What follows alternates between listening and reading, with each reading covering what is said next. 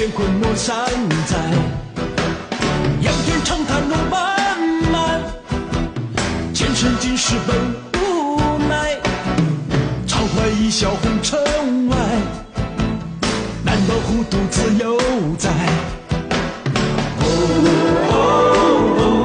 难道糊涂又在？难道糊涂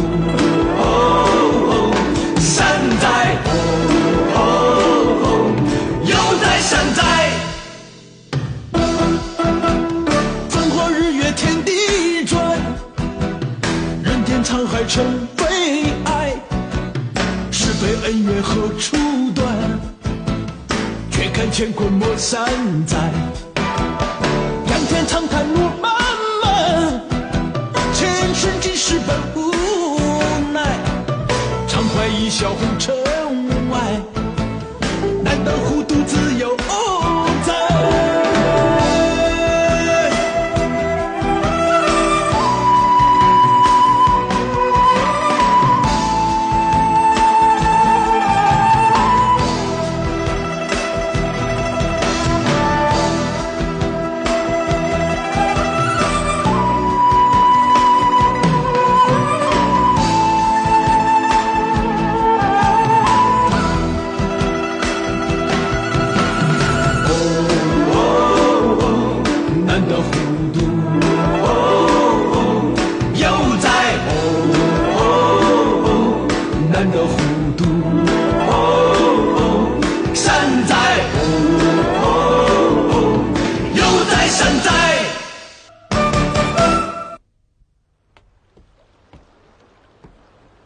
大人，没事了。慢，我给你打听一个人。谁呀？扬州城里没我不认识的。卢雅玉，扬州府的知府。卢雅玉，大人，卢雅玉是您什么人啊？他与本官是同年进士。他出了什么事吗？刚刚被钦差大人关进牢里去了。事出有因，你能说个一二吗？我是个大老粗，说不好。就是他杀错了一个人，他本来想杀一个写反词的，结果那个被杀的那人不是写反词的，这下好，一下子捅大娄子了。我说多了，告辞，告辞，告辞。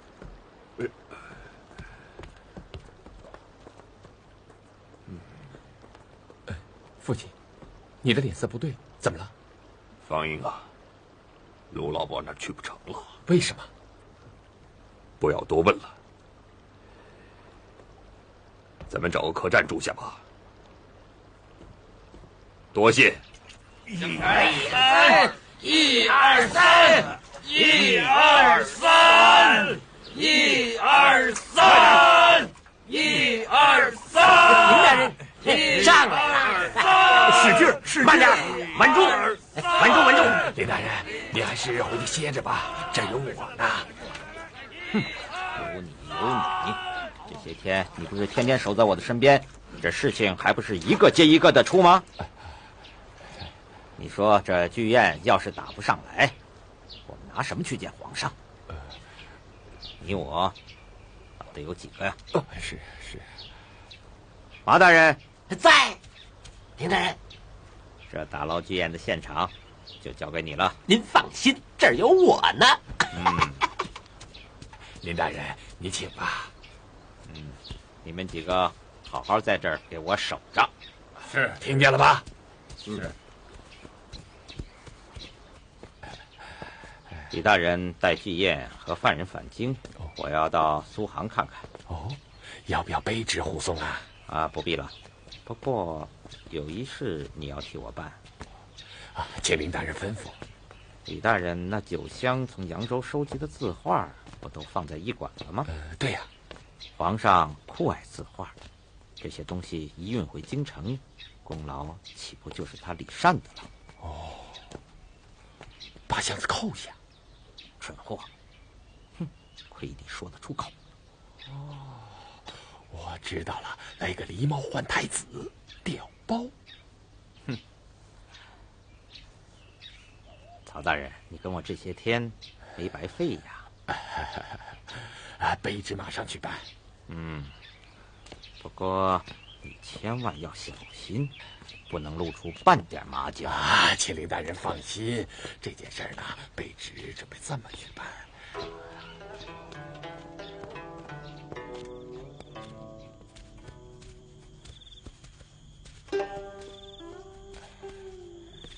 林大人，那儿就是李大人的卧榻。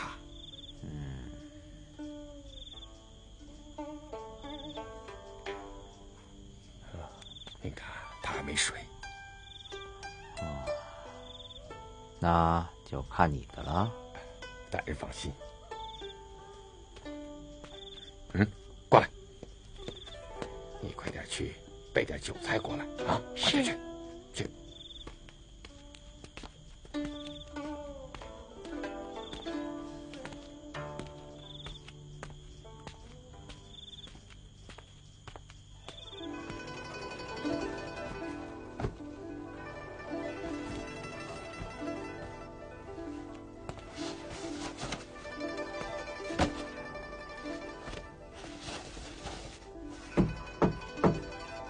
谁呀？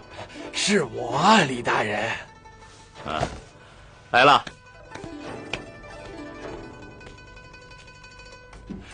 李大人，曹大人，请，里面请。曹大人呐，这么晚了，不知曹大人到此有何贵干呢？小事一桩。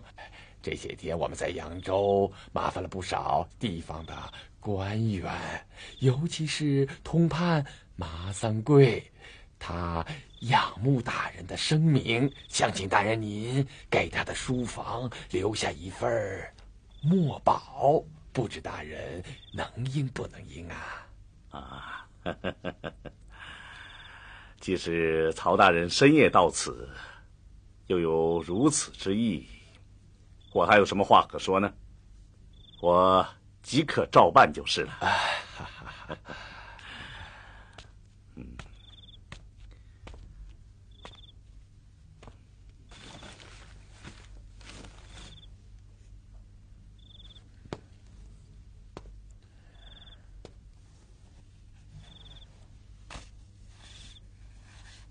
哎呦，李大人，你在扬州还收了不少的字画嘛？哎，曹大人，这些字画你最好不要动。为什么？啊，你说写什么？他只说给书房写，没说写什么，您就看着写吧。一个大草包，写什么都行啊。那好，我就听你的，给他写块匾。啊，行。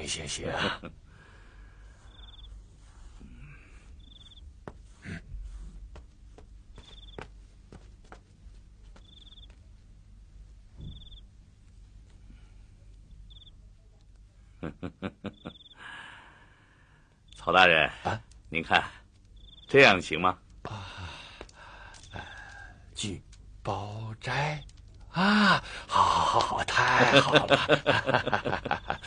过来。是。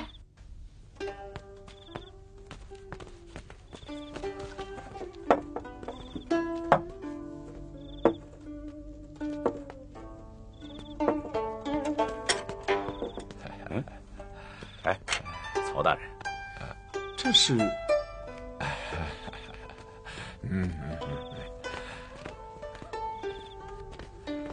好了，退下。是大人。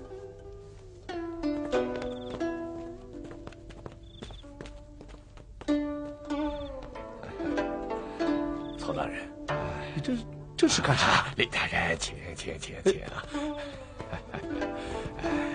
您请坐。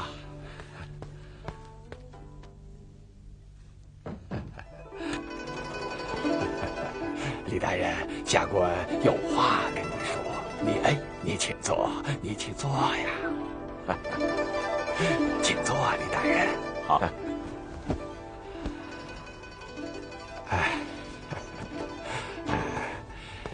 李大人，明日你就要北上回京了，咱们也就要分手了。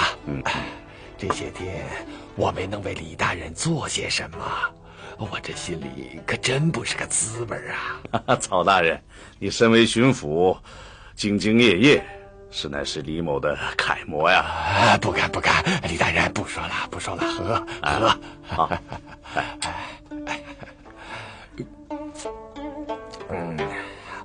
李大人，你怎么不动口啊？好，我喝。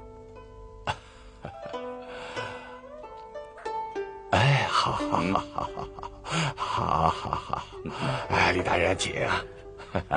这个杯子太小，咱们换个大个的。来，这，李大人，您是南书房行走，跟皇上不说是天天见面吧，那也是隔三差五跟皇上说得上话。下官呐，这次能与大人结识，那也是前世有缘呐。来，咱们大碗干！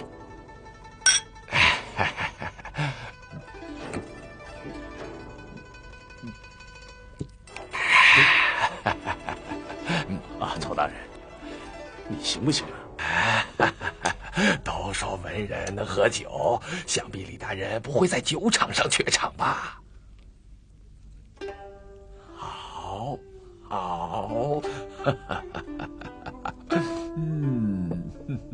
好，李大人够意思啊！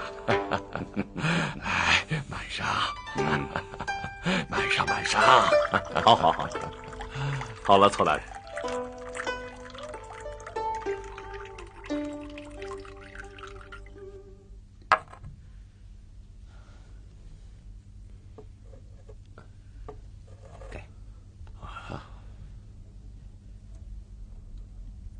卢大人，我等不恭，在此匆匆告别了。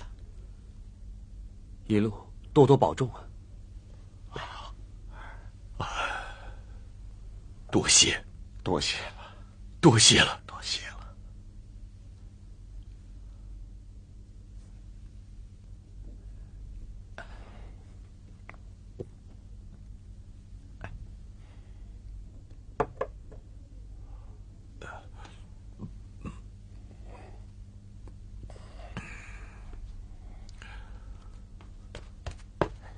快点儿，子时一过，林大人的御林军就要过哨了。你们快走吧！你们快走吧！快走吧！啊！快走！快走！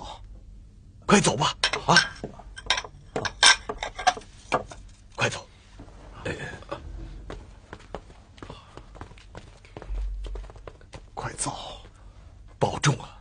多多保重！保重啊！保重！曹大人，当年曹操与刘备是煮酒论英雄啊！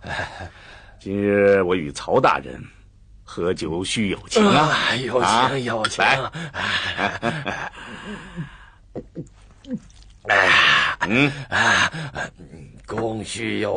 共叙友情！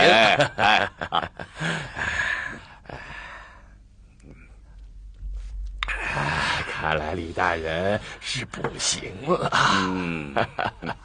你真的是不行了呀！曹大人，即使不行，这酒我也得喝，要不然怎么能和曹大人共叙友情啊？说得好，来，倒上！倒上！不，倒上！我来，李大人，好，还是我来倒吧。这扬州话诗，宫廷里也认呐。曹大人，您这话是什么意思啊？你听我说，郑板桥楷书不是楷书，行书不是行书，这一幅字看上去就像大街上那个乱铺的石头，还叫什么6分半体？这金农，这好好的一支毛笔，他要把那锋给剪下来，那写出的字就像一个秃鹰，还叫什么七叔，他们还有叫黄申、王士申、高翔，他们这些人呐有才，可是呢不走正道，跟那个倔和尚石头一样，要成什么自成一家。哎呦，哎呀，李大人，我就不明白，你们来收他们的字画，有失体统，有失体统啊，是不是啊，李大人？我说的对不对呀？你吃菜。他们的字画拿到街上去卖，给这老百姓凑热闹还可以。可是要拿到宫廷里御藏，李大人，那你就不怕大画师们笑话你吗？哎呀，曹大人，你这话我就不愿意听了。我李善堂堂正正做人，干干净净作画，我不怕他们小看我。曹大人，你我平生有缘呐，今日有了曹大人的教诲。来，我敬曹大人一杯。好，来，谁不喝，谁老赌。曹大人说得好啊！来，干！干！李大人，你跟他们那些京官不一样。你听得见人家的话，你听我说，你收了这么多的字画，想干什么呀？是给皇上御览，还是显得光了人才？曹大人，来，坐下，啊，坐下，您说。你说，我听着啊！我告诉你啊，我不敢告诉你，我告诉你干什么？有人盯着你。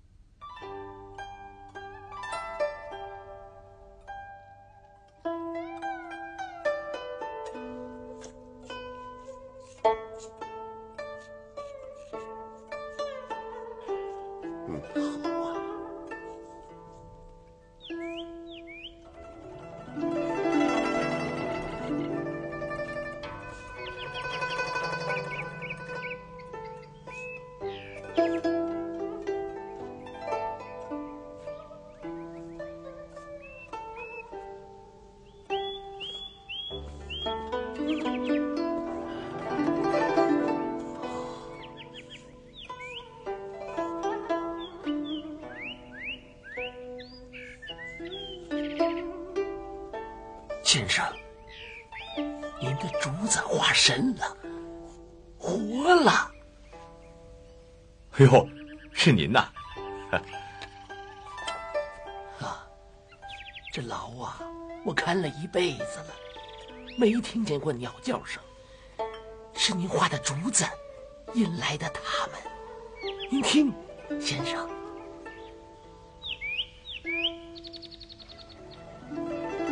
好，您过奖了。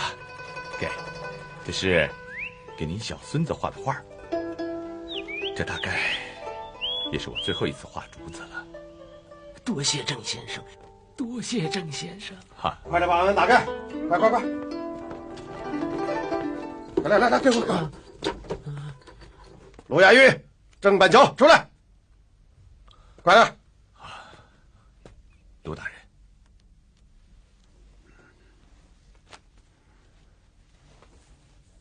走，快，出去。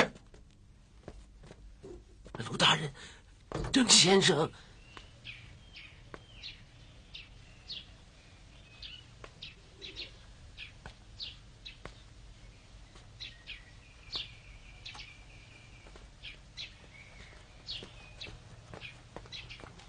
哎呀，林大人，实在对不住，让您久等了。啊，李大人，昨夜歇息的好吗？啊，还好，只是昨夜多喝了几杯，睡得还算踏实。啊，踏实好啊，这一路上就踏实了。啊，是，让林大人费心了。哎，客气嘛，李大人的事儿就是本官的事儿嘛。啊，那是。林大人，我可以走了吗？稍等，等宴时一到，再启程也不晚呐。林大人，剧捞上来了，你看运来了。啊，好，李大人，那就启程吧，咱们京城见。那好，林大人，咱们京城见。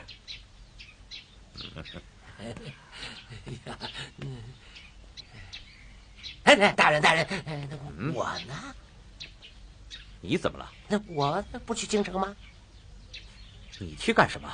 去邀功请赏吗？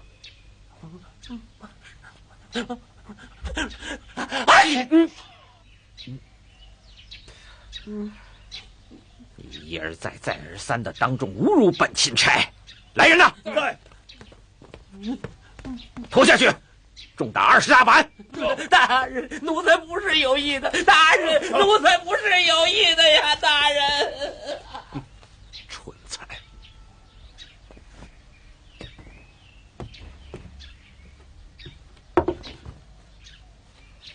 林大人，京城见。一路保重啊！哎，李大人一路平安呐！李大人保重啊！慢走啊！一路平安，李大人，保重啊！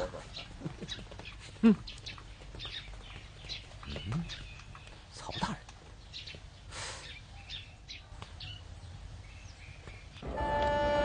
让开！保队！让开！让开！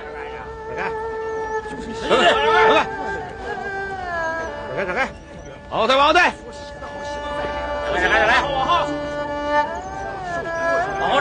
往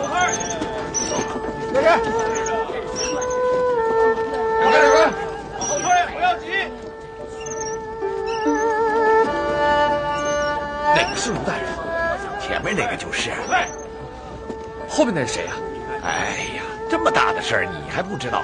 那个就是郑板桥啊！啊，画画的郑板桥。哎呀，你这个人真新鲜！扬州能有几个郑板桥？板桥！让开！板桥！方英，你怎么了？走开！他们快走！方英，你快走啊！方英，快走开！快走！陆老伯，你还认识我吗？我是李玉红的四子李方英啊！我和父亲来看你来了！听见没有？陆老伯，李方英，我知道，字画我收到了，告诉你父亲，让他多保重，不许乱！多保重啊！往后退！让开！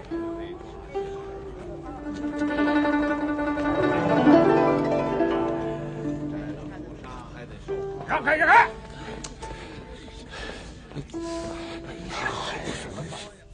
这个曹仁躲到哪儿去了？大人我不知道。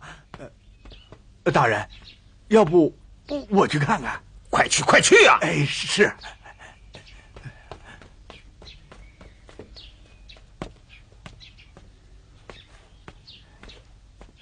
林大人都发火了。林大人，我来晚了。昨天晚上我多喝了几杯，多睡了会儿，没误事吧？我没时间跟你啰嗦。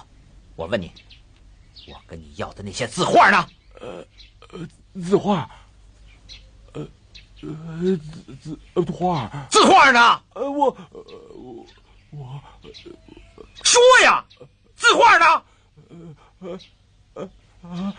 那字画，要是你们没拿走，那就是李善带回京城去了。什么？我该死！我该死！我该死！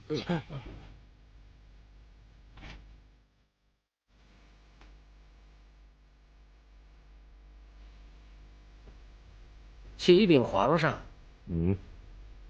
如意馆李善押着扬州的犯人和一方巨雁请求见驾。哦，这么快就到了？皇上，巨雁就在太和殿外，皇上看是不看？看。着慎亲王允禧和各位大臣一同前往。这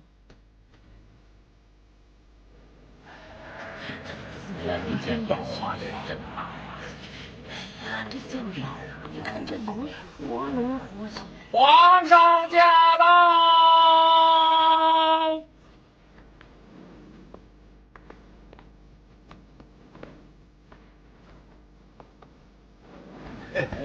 微臣叩见皇上。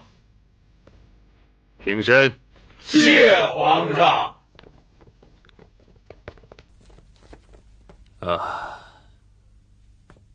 这得用多大的笔呀？允禧、长奈，臣在。臣在。你们两个即刻安排验审。臣遵旨。安宁，奴才在。即刻选李善到养心殿听旨。这启禀皇上，御画师李善求见。让他进来。这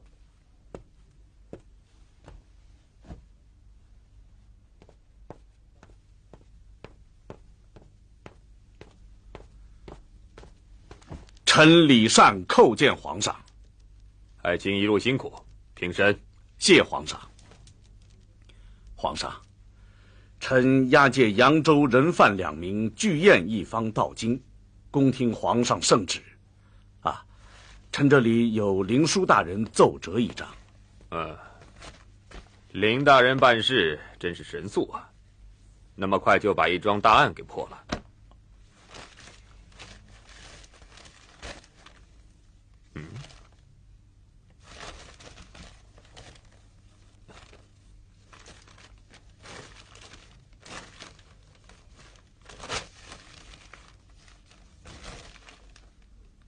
验尸院这是怎么回事啊，李爱卿？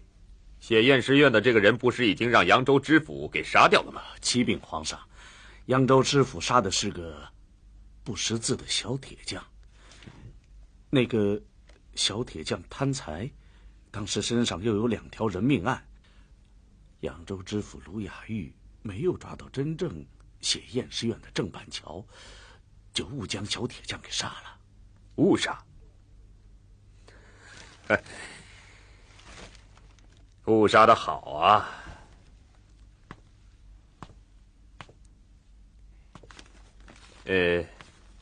你刚才说什么？这首词是谁写的？启禀皇上，此人名叫郑板桥，是个很有才气的画师。郑板桥，朕知道，朕在碧云寺就看过他的青竹图。刚才朕还为这个冤死的才子叫屈呢。皇上，那您看这反词？反词？就是这首验尸院。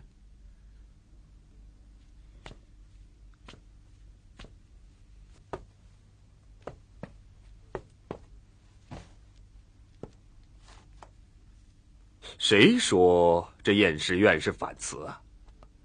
启禀皇上，林书大人是按皇上的谕旨，以反词之罪定夺此案的。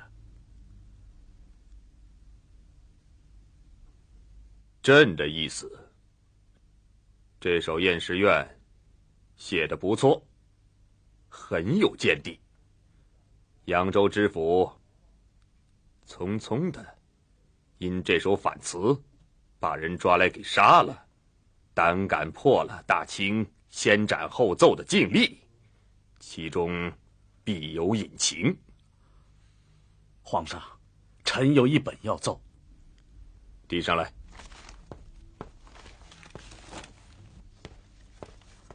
皇上，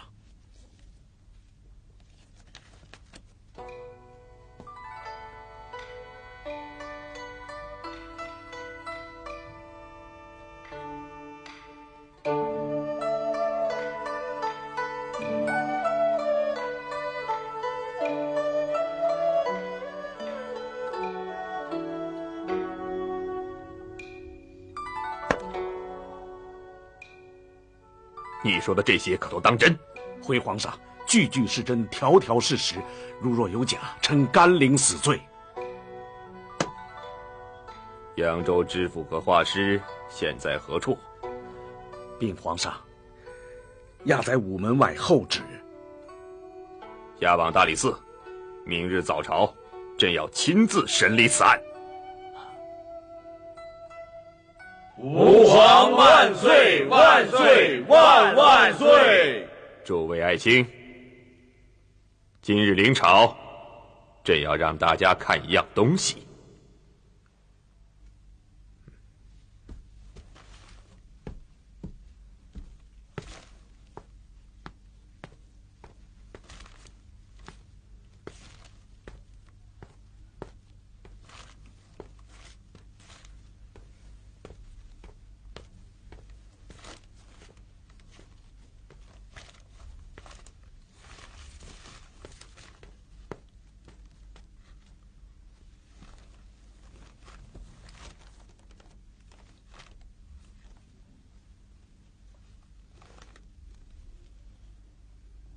大家好好看看手里的东西，然后告诉朕，这是一首好词呢，还是首反词？启奏圣上，臣冒死一言，此乃多年来未见的好词啊！皇上，臣敢断言，这是一首居心叵测的反词。皇上您听听，人是铁壁铜墙，忠义萧煌，这不是明明摆着说我大清朝就是铜墙铁壁，最终也……皇上，臣以为金敏之大人说的极是，这是一首恶毒攻击我大清朝的反词啊！启禀皇上，微臣以为这是一首好词。好在何处啊？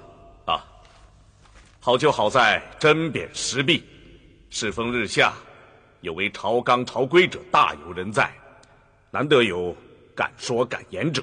皇上，微臣也认为这确实是一首好词。是啊，这是一首好词，这是反词，多年未见的好词，难得的好词。我觉得是好词，是反词，明明是别吵了。把扬州知府和郑板桥带上来。这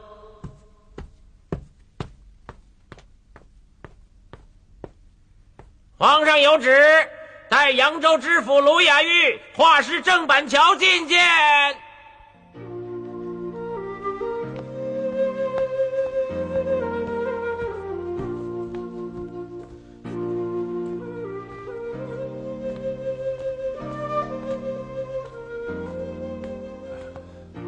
罪臣卢雅玉叩见皇上。草民郑板桥叩见皇上，祝吾皇万岁万岁万万岁！郑板桥，草民在。今天你能回答朕的问题，说清楚了，朕就免你一死。请皇上发问。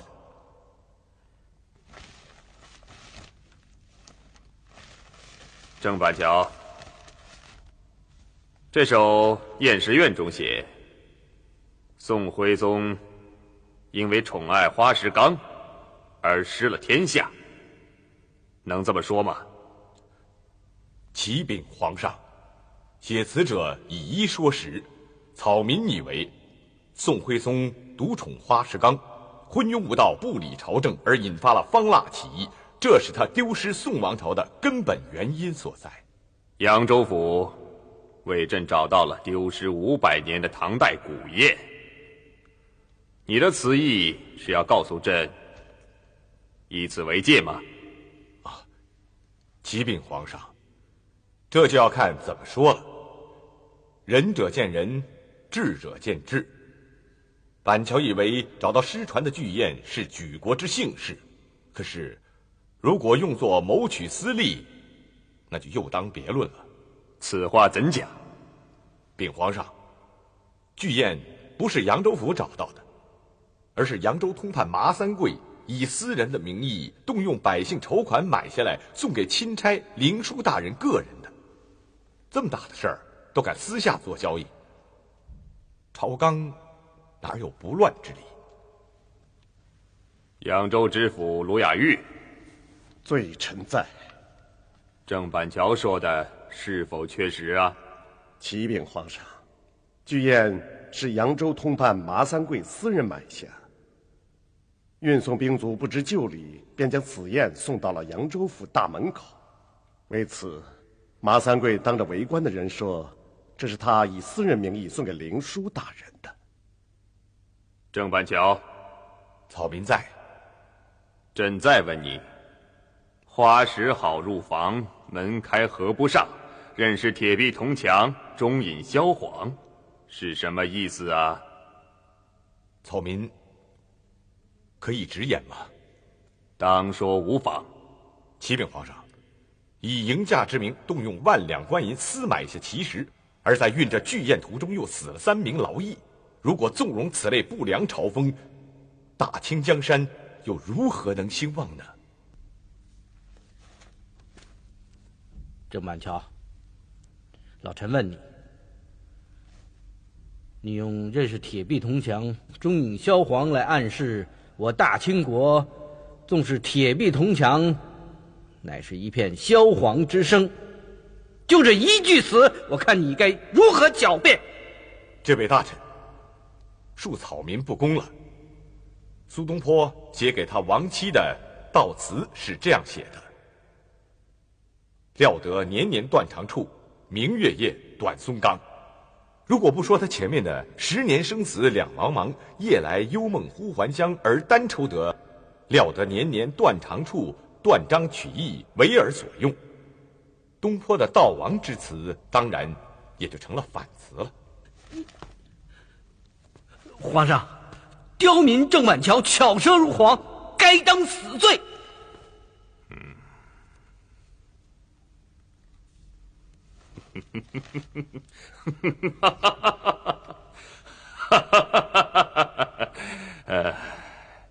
郑板桥，说得好，说得好啊！朕见过你的画儿，今日又领略了你的文采。扬州画师果然是诗书画样样精通啊！朕免了你的死罪。谢皇上不杀之恩。扬州知府卢雅玉，罪臣在。你先斩后奏，误杀小铁匠，乃失职之罪，理应问罪。但朕念你在扬州任职上治理有方，免罪调往广西，叫吏部议程。谢主隆恩。慎亲王允喜，臣在。朕封你为南巡特使，替代灵枢，代朕巡查南巡事宜，3日内启程。臣领旨，谢主隆恩。平身。谢皇上。安宁，奴才在。传朕的旨意，灵枢出巡期间行为不检，召回京城，除所收贿赂一律没收入库外，罚俸1年，降职为从5品。扬州通判麻三贵动用官银收买巨砚，理应问罪。朕念其寻得古燕有功，免罪，晋升从五品，代扬州知府职。遵旨。退朝。退朝。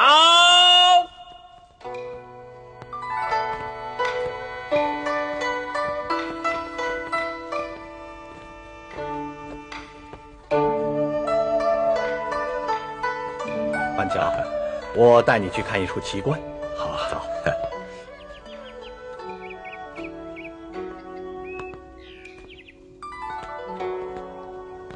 板桥兄，请看。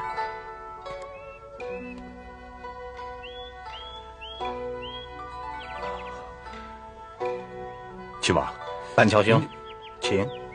啊，请。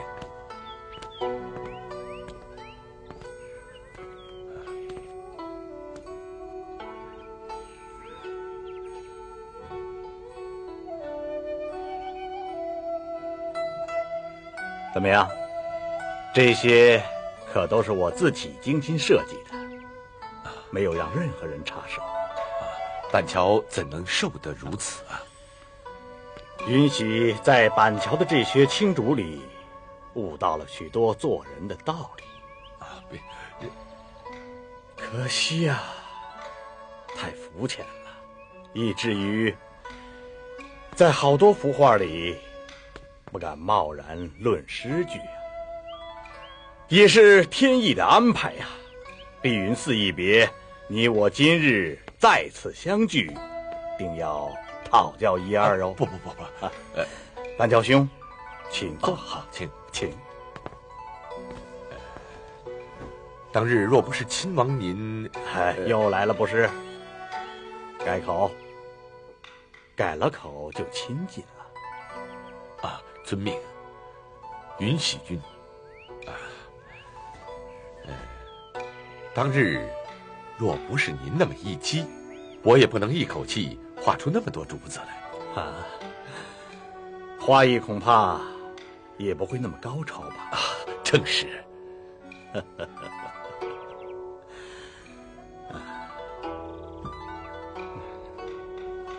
你看，我感悟好的都写下了诗句，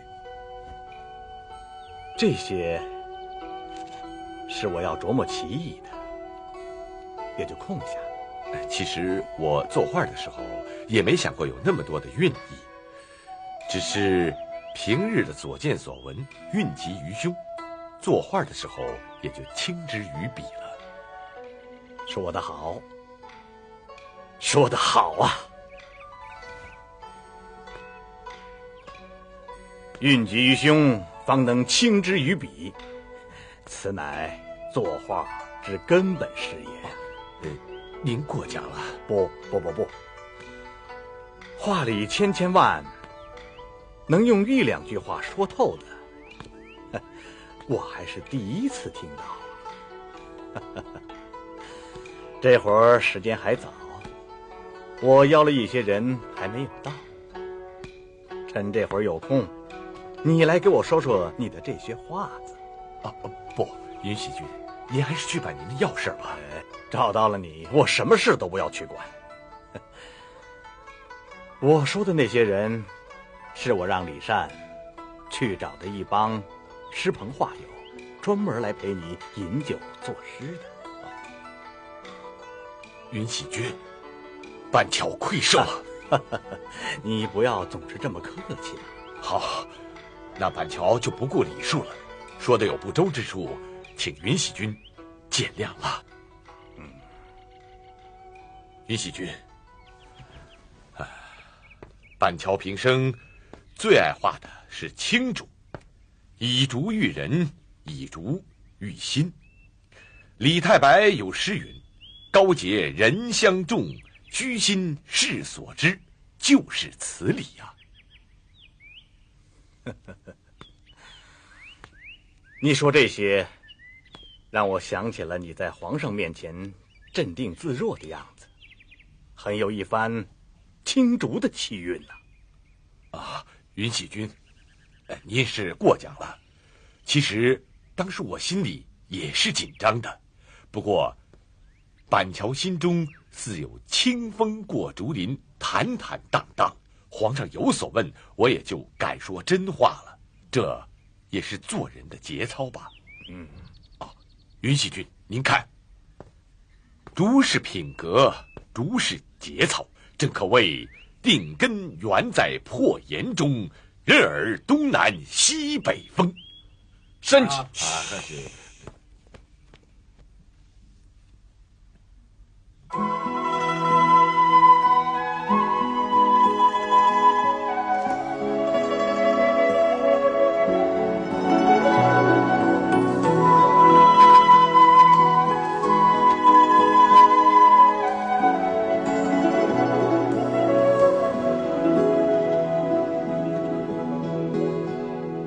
相识本是缘分，相知不容易，何必在乎爱与恨？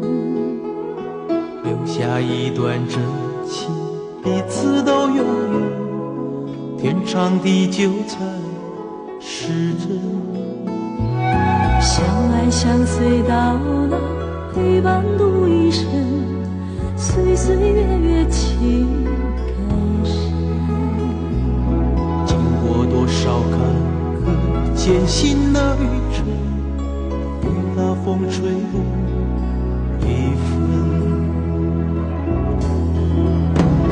今生难得有情人，能知我心的伤痕，抚平我忧郁的苦闷。今生难得有情人，给我快乐和安慰，让我陶醉不后悔。春去秋来有机会，珍惜永久的一杯。今生难得有情人，今生难得有情人。